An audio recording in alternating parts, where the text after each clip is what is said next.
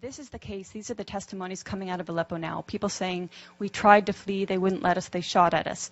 There are also videos showing people who did manage to flee coming under fire and the Syrian army actually protecting them, acting as human shields.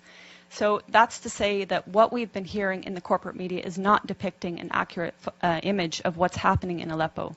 The corporate media is saying that the Syrian army is attacking people, and until today, the corporate media is maintaining this, even though the exact opposite is true. I would ask you to follow the voices of people in Syria who, like my colleagues here said, they want you to speak the truth. They're tired of lies. They're very well aware of the lies that our media is purporting and that our human rights groups are purporting. They want an end to the violence. They don't want this war to continue. They didn't ask for this war. But as my colleagues stressed, Syria is a sovereign nation. It has the right to fight against terrorism. And we know that 101 of 193 UN member states have sent terrorists to Syria to slaughter and destroy. So Syria is fighting a war against terrorism. It's winning in Aleppo, and hopefully either the terrorists will accept a deal to be transported out of Aleppo, hopefully they will participate in the Musalaha, the reconciliation, will lay down their arms, will take the amnesty offered to them by the government and which has been taken by thousands of former militants. And hopefully, above all, the U.S. will stop supporting terrorism and stop funding terrorism. And hopefully this new bill will take fire, will be supported, and actually it will be impossible to fund and armed mercenaries from FSA, Ahrar al-Sham, Nuruddin al-Zinki, and all the colors in between, because they're all the same terrorists. Yeah, thank you. Thank you, Eva. Very informative. Thank you very much. Now we are open to questions, if there are questions. The gentleman in the back. Thank you very much. I'm Christopher Ronneberg with the Norwegian newspaper Aftenposten. A question for, or two questions for Ms. Bartlett here. As a journalist, I'm sure you can appreciate getting other impressions than empirical impressions from the ground. When you talk about the Syrian people and what the Syrian people want, how can you quantify that? Do you have any independent surveys where you can actually document that? And secondly, you talk about the corporate media, the Western media, the lies, and all of this.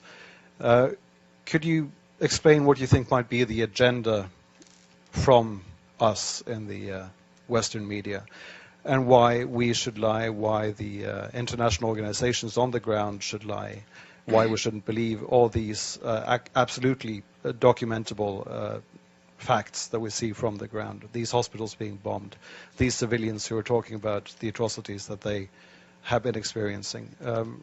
How can you justify calling all of us liars? Sure. Thank you. I mean, there are certainly honest journalists amongst the very compromised establishment media. Let's start with your second question. So, international organizations on the ground. Tell me which ones are on the ground in eastern Aleppo.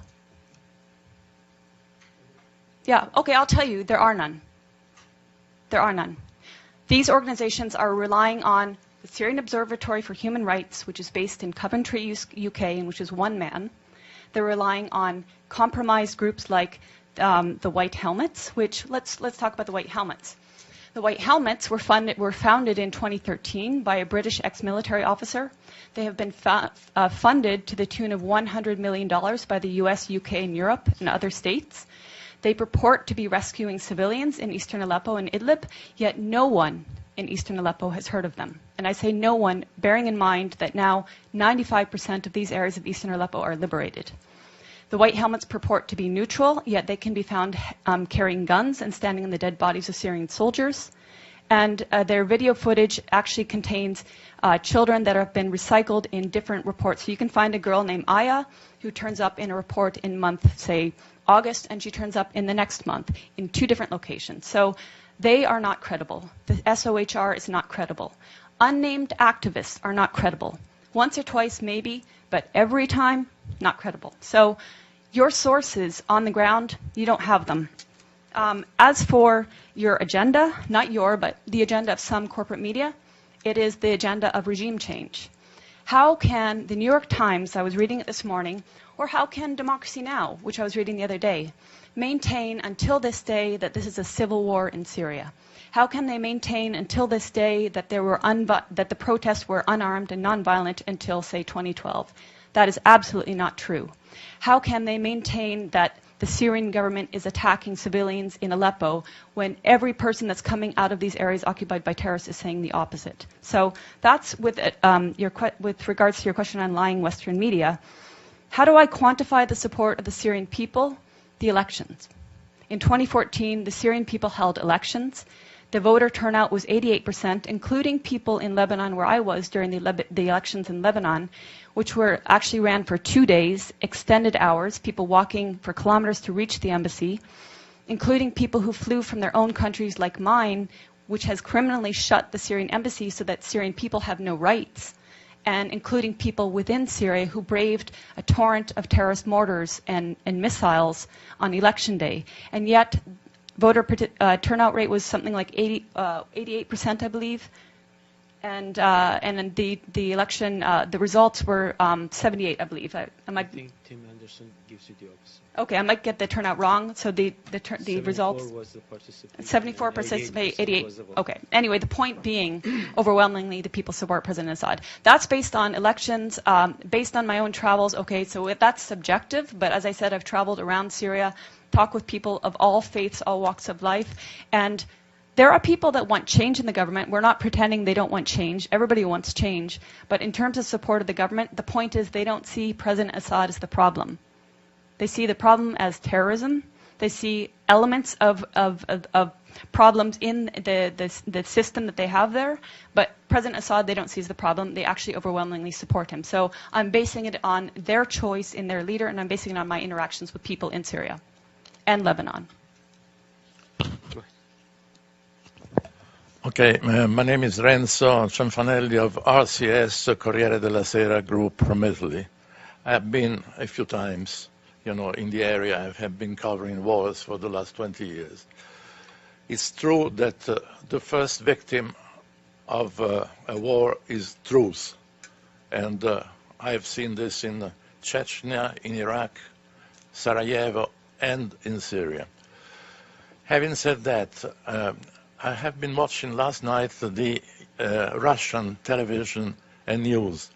Now, they are allowing for the fact that the media in Russia are state-controlled, and so they try to massage the truth. But what they say is that Aleppo is about to be liberated. They have been showing pictures of Russians, demining units, clearing the mines, distributing food, and the picture is totally different. Now, I'm not pro-Russian, but I live there, and I don't believe that a single line or any second of TV time has been shown in this country, portraying this kind of picture. So I would ask the panel, what do you make out of this? What is the actual truth? Those not only from Russian media, but from Syrian media, and from people, even independent people who are in Syria, are saying the same things. Let's remember that it was thanks to Russian aid, which was welcomed by the Syrian government, that Palmyra was liberated after something like 10 months of occupation. And how was Palmyra occupied? The US-led coalition turned a blind eye as terrorists of ISIS sped through the open desert to attack and overtake Palmyra. When Palmyra was liberated, the Russians went there and were demining. I can speak on just a side note. In other areas that have been either liberated or had the terrorists extracted, for example, the old city of Homs and Malula, I went to both places 2 and 1 months after liberation or extraction of terrorists. And in both cases, before leaving, the terrorists do lay mines in houses, on roads, and locals or in certain areas, especially now in Aleppo, the Russians are participating in demining. You ask why we aren't seeing this. Well, this relates to the other gentleman's question about why the corporate media, some of them, most of them, are telling lies about Syria. It's because this is the agenda. If they had told the truth about Syria from the beginning, we wouldn't see we wouldn't be here now. We wouldn't have seen so many people killed.